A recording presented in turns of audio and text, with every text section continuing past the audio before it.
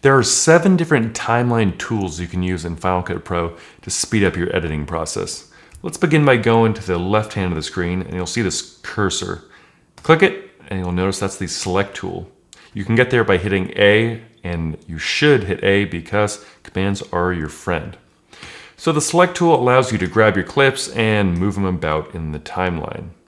But let's say you want to keep this space that this orange clip occupies while at the same time moving it to the end of the timeline. You could move it and then add a blank space in there by creating a blank black generator, but that's not going to be very fast and efficient. Instead, hit P, and that changes you over to this little arrow, and that's the position tool.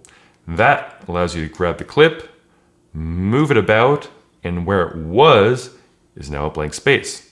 This is really good if you want to now add a text overlay or some graphics and do a voiceover. So yeah, go ahead and use the position tool.